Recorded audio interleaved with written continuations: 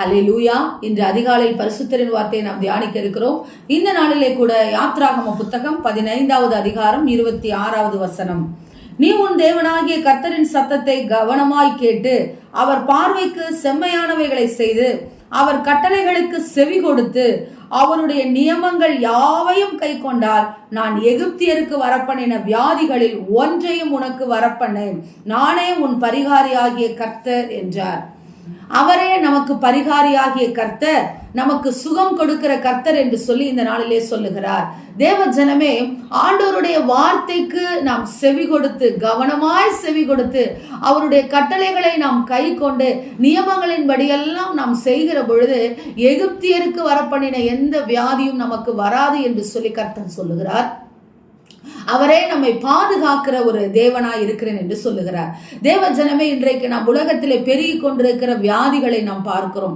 எதை எடுத்தாலும் வியாதிகள், சாப்பிடுகிற சாப்பாட்டினாலே உண்டாகக்கூடிய வியாதிகள், நம்முடைய சரீரத்திலே சுரக்கின்ற இன்சுலினாலே நிறைய வியாதிகளை நாம் பார்க்கிறோம். ஆனால் தேவனாகிய கர்த்தர் சொல்லுகிறார், எந்த வியாதிக்கும் நீ பயப்பட வேண்டாம். இது எல்லாம் உலகத்திற்கு வர வேண்டிய வியாதிகள். நீ என்னுடைய மகனா என்னுடைய மகளா இருக்கிறபடினாலே எந்த வியாதியை குறித்தும் நீ பயப்பட வேண்டாம் என்று சொல்லுகிறார். எகிப்தியருக்கு வரப்பண்ணின எந்த வியாதியும், இந்த உலகத்திற்கு வரக்கூடிய எந்த வியாதியும் உன்னை அணுகாது என்று சொல்லி கர்த்தர் சொல்லுகிறார். ஏன் தெரியுமா? அவர் சுகம் கொடுக்கிற தேவன். அவர் நமக்கு பரிகாரியாய் இருக்கிறார். அவர் நமக்கு மருத்துவராய் இருக்கிறார். அவரே நமக்கு பாதுகாப்பாய் இருக்கிறபடினாலே எந்த வாதையும் நம்முடைய கூடாரத்தை அணுகாதபடிக்கு நமக்கு பாதுகாத்துக் கொள்ளுகிறார். தேவ ஜனமே, அவருடைய சத்தத்தை கவனமாய் கேளுங்கள். அவருடைய கட்டளைகளை கை கொள்ளுங்கள். செம்மையான பாதையிலே நடவுங்கள். எகிப்தியருக்கு வரப்பண்ணின எந்த வியாதியும் உங்களுக்கு வராது. ஒரு சின்ன வியாதி வந்தாலும் அது பெரிய வியாதியை, பிரச்சனையை கொண்டு வந்து முடித்து விடுமோ என்று சொல்லி இன்றைக்கு அநேக நாம் ரட்சிக்கப்பட்டவர்கள் கூட பயத்திலே உழன்று கொண்டிருக்கிறோம். எதை குறித்தும் பயப்படாதீங்கள். நீங்கள் ஆராதிக்கிற தேவனாகிய கர்த்தர், எல்லாவற்றையும் உண்டாக்கின தேவனாகிய கர்த்தர், அவர் சொல்ல ஆகும், அவர் கட்டளையிட நிற்கும்.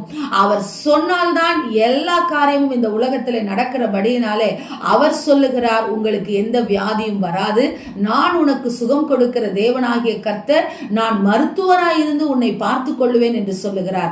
எனவே தேவ ஜனமே, கர்த்தருடைய வார்த்தைக்கு செவி கொடுத்து நியமங்களை கை கொள்ளுங்கள். நிச்சயம் கர்த்தர் உங்களுக்கு எந்த வியாதியும் இல்லாமல் உங்களை பாதுகாத்து கொள்ளுவார். பயப்படாது இருங்கள். வியாதி படுக்கையிலே நீங்கள் கிடந்தாலும் இந்த நாமத்தை சொல்லி உயர்த்துங்கள். அவரே என் பரிகாரியாகிய கர்த்தர், அவரே என் பரிகாரியாகிய கர்த்தர் என்று சொல்லி அவருடைய நாமத்தை நீங்கள் உயர்த்துங்கள்.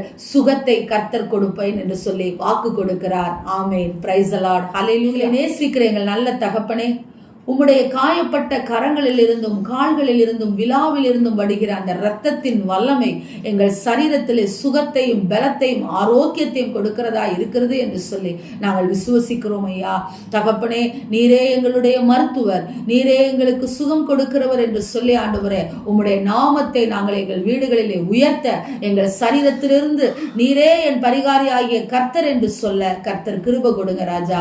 வியாதிகளை குறித்து பயப்படாதபடிக்கு ஆண்டவரே, உம்முடைய வார்த்தையிலே நாங்கள் கவனமாய் இருந்து உம்முடைய பாதையிலே நடக்க ஆண்டவரே, நாங்கள் செவ்வையான வழியிலே நடக்க எங்களுக்கு கிருபை கொடுக்கும்படியாக இந்த நாளிலே ஜெபிக்கிறோம் நல்ல பிதாவே. ஆமென்.